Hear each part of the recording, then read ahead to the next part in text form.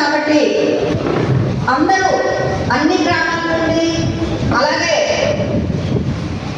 పక్కపక్కన ఉన్నటువంటి నియోజకవర్గాల నుండి చేసినటువంటి నాయకులందరికీ గిరిజన నా సోదరి సోదరులందరికీ పేరు పేరు నమస్కారం తెలియజేస్తున్నాను.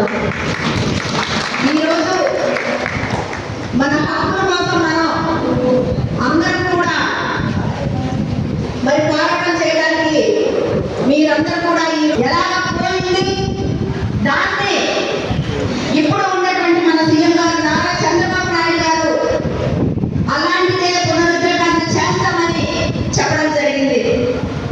ఈరోజు చూసుకుంటే 1/70 యాక్ట్ కూడా మనం కాపాడుకోవాల్సిన అవసరం ఎంతైనా ఉంది.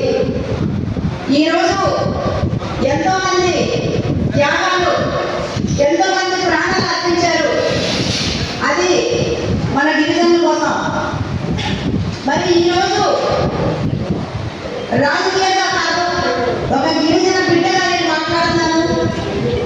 ఈరోజు చూస్తే ప్రతి చోట కూడా ఒక అవేర్నెస్ రావాలి.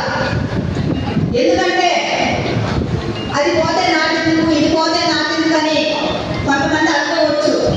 కానీ ఈరోజు ఎన్నో జీవోలు, మనకి ఉన్నటువంటి జీవోల్ని మన గిరిజనులు చాలా కోరుకోవడం జరిగింది. కాబట్టి ఇలాంటివన్నీ మళ్ళీ నిలబెట్టుకొని మనమందరం కూడా ఎవరెవరైతే ఇక్కడ నాయకత్వం వహిస్తున్నటువంటి నాయకులందరూ కూడా నాకు చెప్పడం జరిగింది. మొన్ననే రాహుల్ గాంధీ నా దగ్గరికి వచ్చి జీవో నెంబర్ 3 పోయింది, ఇది ఒక్కసారి సీఎం గారి దృష్టికి తీసుకెళ్లాలని చెప్పి నాతో కూడా మాట్లాడడం జరిగింది. ఆ రోజు నేను ఒకటే చెప్పాను, ఇది సిపిఎంకో సిపిఐకో లేకపోతే టీడీపీకో వైసీపీకో కాదు, ఇది గిరిజన హక్కు. ఎందుకంటే ఈ రోజు నిజంగా ఆ రోజు పోరాటం చేయకపోయి ఈ రోజు ఈ స్థితి ఏర్పడింది. కాబట్టి నేను ఒకటే తెలియజేస్తున్నాను, మళ్ళీ ఈ మధ్యనే టీఎస్సీ మీటింగ్లో ఏదైతే నేను చెప్పినటువంటి అంశాలు ఉన్నాయో అన్ని కూడా తీర్మానం చేసి సీఎం గారి దృష్టికి, నారా చంద్రబాబు నాయుడు గారి దృష్టికి తీసుకెళ్తామని నేను తెలియజేస్తున్నాను. ఎందుకంటే ఐటీడీఏలో అది జరగాలి. ఐటీడీఏలో ఎన్నడూ కూడా టీఎస్సీ మీటింగ్ జరగలేదు. ఈరోజు ఇక్కడ ఉన్నటువంటి నాయకులందరూ అక్కడికి వచ్చి మన సమస్యలన్నీ చెప్పాలి. ఆ సమస్యలన్నీ ఐటీడీఏ నుండి తీర్మానం చేసి అక్కడికి తీసుకుని వెళ్ళాలి. ఇవన్నీ కూడా చేయాలి. ఇవి తప్పకుండా మన గిరిజన శాఖ మంత్రి గారితో, సంజయ్ రెడ్డి గారితో మాట్లాడి వీలైతే రేపే మీటింగ్ ఏర్పాటు చేసే విధంగా చేస్తానని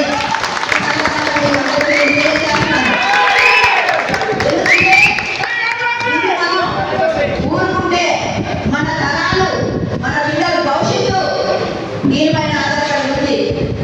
ఈరోజు ప్రతి ఒక్కరూ నాన్ రైతులందరూ కూడా అంటే గిరిజనులు ఏమి చేయలేరని చెప్పేసి మన గిరిజనుల మీదే కొన్ని చేయడం కూడా జరుగుతుంది. అది కూడా నేను చూస్తున్నాను. కాబట్టి ఇలాంటివన్నీ జరగకుండా ఉండాలి అంటే గిరిజనులంతా ఏకమైతే కానీ అవదని ఈ సందర్భంగా నేను తెలియజేస్తున్నాను. అలాగే ఏవైతే మన హక్కులను కాలరాస్తూ మనకు ఉన్నటువంటి మన క్యాస్ట్ని వేరే వాళ్ళు కూడా ఇవ్వడం జరుగుతుంది. ఆ వాళ్ళు ఎస్టీ కాకపోయినా ఎస్టీ సర్టిఫికెట్ మీద ఉద్యోగాలు చేస్తున్నారు. అలాంటివన్నీ కూడా తీయవలసిన అవసరం ఎంతైనా ఉందని చెప్పి ఒక దానిపైన ఒకటి కప్పపుచ్చుకొని చేస్తే అది ఎవరు కూడా సహించరు. ఎందుకంటే ఈరోజు యావత్ గిరిజన జాతికే అది చాలా తలమానికం అవుతుంది. ఈరోజు నిజంగా గిరిజనులందరూ మనం చూసి అలాంటివన్నీ తీయాలని చెప్పి మీకు అందరికీ నేను తెలియజేస్తాను. ఇక్కడ ఉన్నటువంటి కానీ ఎప్పటికీ పోదు. ఎవరు ఎన్ని చేసినా సరే దాన్ని కదిలిస్తే మాత్రం ఊరుకునేది లేదు. అలాగే జీవన